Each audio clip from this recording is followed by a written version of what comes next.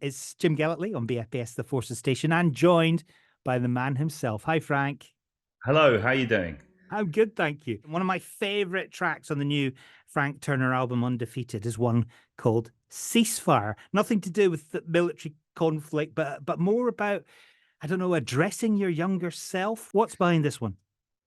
So there was a moment in time when the record was possibly going to be almost like a concept album of a conversation between me now and me when I was 15. And, when I was 15, I was very black and white about the world. My ideals were box fresh and still wrapped in their cellophane and all that kind of thing. And I sort of have kind of like hypothetical arguments with that kid quite a lot of the time, because from another angle, that kid was quite a sort of unhappy, damaged kid. And, I kind of see where he's coming from, but I also kind of want to give him a hug and tell him to chill out. So that's broadly what the song's about. The tune, Frank, references Richard Ashcroft and the Verve. You're comfortable with them now. You know what, I appreciate their artistry and wish them well and all that kind of thing. I mean, it's a bit of a The kind answer's of no.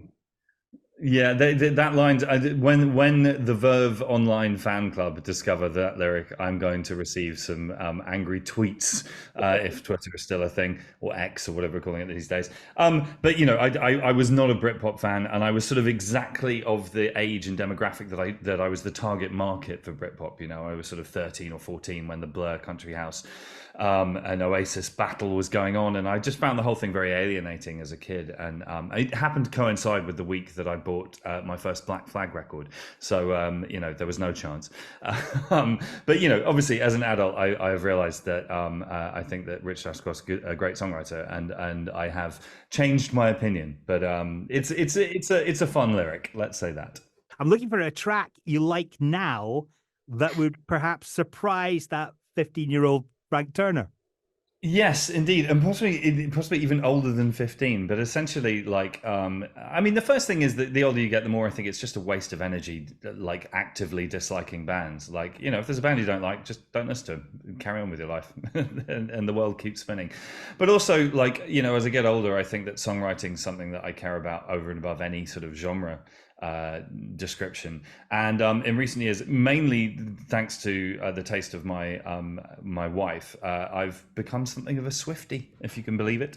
And I think there's obviously a lot of people who aren't Swifties, which is fine. There's a fair degree of pretty obvious chauvinism going on with that. I think there's a certain type of angry man who doesn't want to like Taylor Swift, but at the same time, I suspect that there's also probably some angry 15-year-old punks who've decided they don't like Taylor Swift because she's too popular, and that would probably include younger me. But at the end of the day, I went to see the Eros film in the cinema, in fact, and she plays a solo version of this song in that, which is an absolute showstopper. So I think that You're On Your Own, Kid by Taylor Swift is just a fantastic piece of songwriting.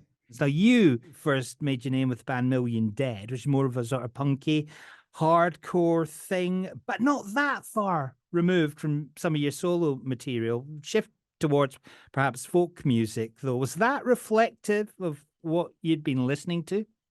Yeah, I mean, so because I got into metal first and then punk and then hardcore, and my parents don't listen to anything with drum kits, essentially. So I had this weird moment when I was sort of in my early 20s touring with Million Dead, and this is going to sound ridiculous, but it's true, I sort of discovered the Beatles. Do you know what I mean? I was sort of grabbing people and being like, have you heard these guys? They're amazing. And I sort of, the broader sort of canon of popular music since the 50s was all new to me. So, I was sat in the back of the van listening to Neil Young and Bruce Springsteen and Loretta Lynn and that kind of thing, and just the whole thing was hugely eye-opening for me. So and that really changed the kind of music that I wanted to make myself. I suppose a different discipline from being a solo artist rather than being in a band. Yes, definitely. And I mean, Million Dead sort of fell apart pretty acrimoniously at the time. And a big part of my decision making about going quote unquote solo was that if it was just me, then nobody could sort of let me down. Do you know what I mean? I'm sort of old enough now to understand that I was probably as much of a prat towards the end of Million Dead as anybody else. But at the time, I felt quite sort of let down. So if it was just me and my guitar, then if anything went wrong, it was my fault. And that felt like a better approach at the time, and still does. I wonder if someone has never heard Frank Turner before, what track would you use to introduce yourself? I mean, in some ways, I feel like I'm the worst person to ask this question, and I'd love to nominate somebody else to answer it for me.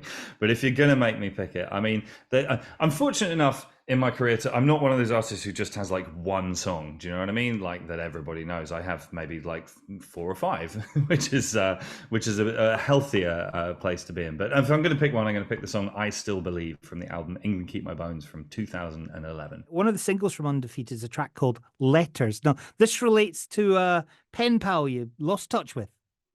Yes, when I was a kid, I was on a holiday in Cornwall and got chatting to another girl on the campsite who knew much more about punk rock than I did. I was into Nirvana at the time, and she was wearing a Pennywise hoodie, and she schooled me about punk rock, and we stayed in touch. I actually never saw her again in the flesh, but we were pen friends for a few years, and she sent me mixtapes of things like Operation Ivy and Black Flag and the Dead Kennedys and all that kind of thing, and it was hugely influential in my life, and it's been decades since we had any contact, but I sort of stumbled across some of the old letters we sent each other not that long ago, and it really struck me how kind of pure they were in a way. Do you know what I mean? They had a kind of innocence and a sincerity to them that was really kind of moving for me, actually, and it turned with various twists and turns. It turned into a song.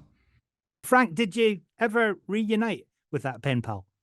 Not as yet. I mean, I have sort of, because not least because I've been talking about our our pen friendship, been sort of vaguely attempting to get back in touch. But I mean, it's been decades and decades, so I've not yet been successful. She's probably like a Tory politician or something. I mean, I doubt it somehow, but you never know. It's another song, Frank, that takes us back to your youth. When you were growing up, was music something you always wanted to do as a career? Yeah, totally, 100%. I mean, it's been the only thing I wanted to do in my life since I was about 10 years old. Now, you were on a scholarship at Eton College, which is famous for educating royalty and other high-ranking folk and prime ministers. I'm guessing any careers advisor, or any school really, wouldn't suggest punk rock as a career. No, it was a difficult time in my life as far as that goes. I mean, you know, I was sent off to a boarding school when I was very young, and it was not something that I wanted, and I felt very isolated and alienated in that environment. And punk rock was kind of my life raft. You know, like I discovered, particularly the Clash. You know, the fact that Joe Strummer had also been to a boarding school was really, really useful for me, should we say, as a kid. You know, it was like, oh, it's possible to survive this. So I kind of largely disengaged from that place and stopped going towards the end, and just sort of jumped the train to London and went to squat shows and the Anarchist Book Fair and stuff like that instead. So I knew where I was headed, let's say. As you say, you had your own personal struggles with it. Did it in any way make you who you are today? I mean, I suppose so. Maybe I mean, from a rebellion point of view. yeah, and that's what I was going to say. I mean, like, you know, in terms of me kicking against something, absolutely. You know, it pretty neatly encapsulated lots of things that I don't like in one institution, and sort of went, here we are, and I said, cool, not you guys. So that definitely. Whether or not I would have been into punk otherwise is a weird counterfactual that's almost impossible to answer, but it definitely sent me scurrying in that direction, let's say. Mental health, something that you've dealt with in your songs, and again on this record. But going to go back to one from 2022's FT8C album, song written in tribute to the late Scott Hutchison of Frightened Rabbit, who we sadly lost in 2018. And I know you've been very supportive of Tiny Changes, the mental health charity set up in his memory. Frank, I really can't imagine how it would have been for you doing that song. Yeah, I mean, it was, you know, it's a rough one in its way, and Scott was a dear friend of mine, and his death was a terrible thing, and I kind of, the song sort of kind of showed up. This is going to sound a little bit fuzzy. It sort of showed up in a dream kind of thing. I sort of was half awake and thinking about chords, and then having kind of a lucid dream about Scott showing me some chords on the guitar, and the song came together pretty much like that. And I recorded it. I was a bit nervous about it because it's quite intense in its way. And I sent it to Grant, his brother, and who runs the Tiny Changes charity, and he gave it his blessing, which was very important for me. And we actually did a 7-inch single of it as a benefit for the Tiny Changes charity, who do wonderful work. And it's my little tribute to my friend. Back to the new record, Undefeated, Frank. Do you have a favorite track or one that is particularly important to you?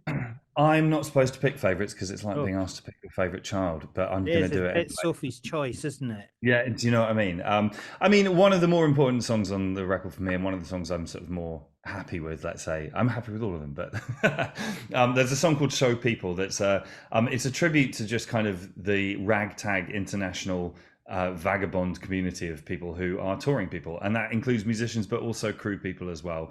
And I love getting to festivals, or even just being on a plane and just seeing somebody else who's wearing kind of like black jeans and a black hoodie, and they've got a carabiner on their belt, and I'm like, that's my people. So it's a tribute to that. It's almost kind of vaudevillian in its way, those people who make a life on the road, and that's my tribe. Frank, you're obviously a massive music fan, so let's reflect on that with your next song choice. Sure. Something recent, maybe from a new or emerging act that's exciting. Yeah, definitely. Well, so my lockdown project was to learn how to become a producer of other people's records. I actually produced my new album myself, but I've been working with other bands, and one of the bands I've been working with is a band called The Mefs from Colchester. I did their first album in 2021. I have just finished their second album, which is coming out soon, and the first single from it is a song called Clowns, and it's a barnstorming punk rock song, and they're just an incredible band.